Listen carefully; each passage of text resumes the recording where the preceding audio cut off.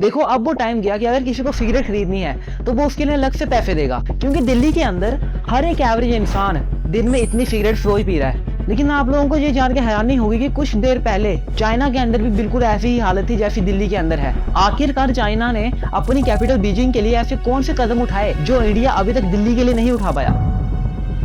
लेकिन वीडियो में आगे बढ़ने से पहले मैं आपको कुछ चीज़ें समझाना चाहता हूँ। सबसे पहले AQI, इस ग्राफ की मदद से समझते हैं। अगर AQI 0 से लेकर 50 के बीच में है तो इसका मतलब है कि हवा साफ है। लेकिन अगर AQI 100 तक पहुंच जाती है तो इसका मतलब है कि जो हवा है वो ठीक ठाक साफ है, जितनी ज़्यादा साफ नहीं है। लेकिन अगर हवा 200 पार कर जाती है तो इसका मतलब है कि वो हवा पोल्यूटेड है। लेकिन अगर हवा 300 AQI पार कर जाती है तो इसका मतलब है कि वो जो हवा है वो बहुत ज़्यादा पोल्यूटेड है।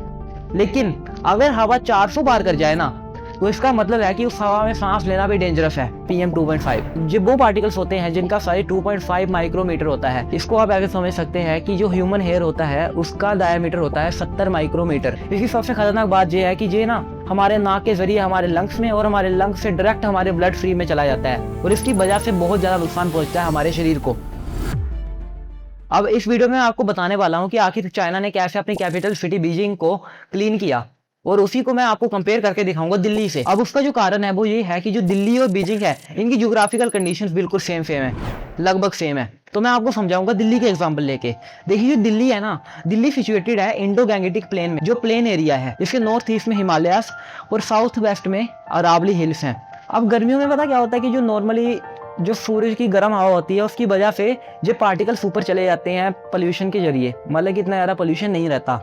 लेकिन ये जो कंडीशंस है ना ये बहुत ज़्यादा वर्स हो जाती हैं सर्दियों में, क्योंकि सर्दियों में ना एक इफेक्ट बनता है जिसको कहते हैं टेम्परेचर इन्वर्जन, कि रात के टाइम पे ना जो जितने भी पोल्यूटेंट्स हैं इंक्लूडिंग PM 2.5 पार्टिकल्स वो ना हवा में मिक्स होते हैं और वो हवा रात में ठंडी हो जाती है और उसके ऊपर ही गर्म हवा होती है और फिर उसके ऊपर ठंडी हवा होती है।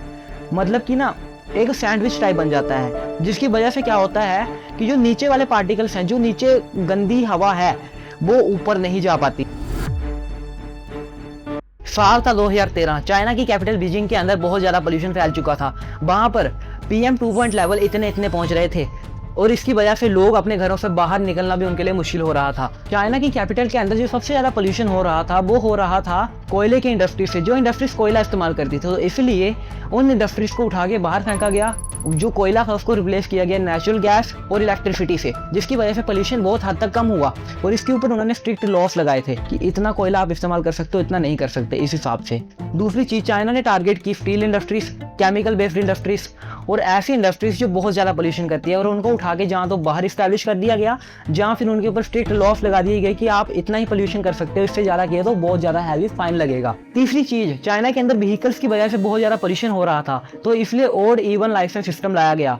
मतलब कि अगर किसी गाड़ी का नंबर ओड है लाइक 1359 तो ये गाड़ी उसी डेट्स को चलेंगी, ठीक है। अगर किसी गाड़ी का नंबर इवन है लाइक 268 तो ये गाड़ी उन डेट्स को चलेगी लाइक 268, 12, 14 इस तरह से। इसकी वजह से जो ट्रैफिक था वो बहुत कम हुआ और जो पोल्यूशन है उसके ऊपर फर्क पड़ा। और साथ ही में चाइना ने एक बहुत ज़्यादा इंपॉर्टेंट काम किया जो था पब्लिक ट्रांसपोर्ट को बढ़ाना। मतलब कि लोग अपनी प्राइवेट गाड़ियाँ ज़्यादा ना निकालें, उसके कंपेयरली इन्होंने जो पब्लिक ट्रांसपोर्ट था उसको बहुत सस्ता कर दिया और उसमें भी इलेक्ट्रिक बसेस जैसी गाड़ियाँ इस्तेमाल की और मेट्रो ट्रेन्स, ये सारी चीज़ें बनाई, मेट्रो, सबवे, ये सब कुछ। इसकी वजह से जो ट्रैफिक था वो बहुत कम हुआ और साथ ही में लोगों को इलेक्ट्रिक कार्स इस्तेमाल करने की सलाह भी दी। और जो पुरानी गाड़ियाँ थी जो पुरानी डीजल कार्स थी उनको बैन कर दिया गया। जगह जगह पे कैमरे लगा दिए गए ताकि जो रूल्स हैं वो अच्छे से फॉलो हो सकें। इसकी वजह से चाइना ने बहुत ज़्यादा अपने पोल्यूशन पे कंट्रोल लाया। और साथ में इन्होंने अर्बन प्लानिंग की, मतलब कि ना अलग अलग जगह ग्रीन एरियाज बनाए। और साथ ही में जो कंस्ट्रक्शन का काम था, जो कंस्ट्रक्शन होती है उसके लिए पेड़ों को ज़्यादा काटना बंद कर दिया और जो कंस्ट्रक्शन है उससे ज़्यादा कम से कम पोल्यूशन हो इस चीज़ का ध्यान रखा। और 2013 से लेकर 2022 के बीच में ये लेवल 60% तक कम हुए हैं। मतलब कि चाइना ने 60% गंदगी अपने वहाँ से साफ कर दी है।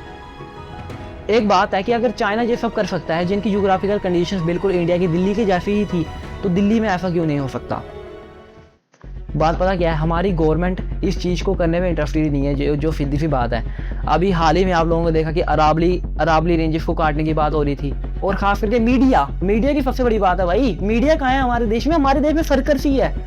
हमारे देश की मीडिया कहाँ है? सर्कस ही है भाई। जहाँ पर ना सिर्फ नेताओं की चापलूसी करती है हमारे देश की मीडिया, और कुछ नहीं करती है। इसी की वजह से ना हमारे देश में ये सारी चीज़ें नहीं हो पा रही हैं। और जब चाइना ऐसे कदम उठा सकता है तो हमारा देश नहीं उठा सकता। उन लोगों ने ये कदम 2013 में उठाए थे, तो अभी 2026 चल रहा है। तो उम्मीद करता हूँ आपको वीडियो अच्छी लगी हो। वो अच्छी लगी हो तो लाइक सब्सक्राइब जरूर कर लेना।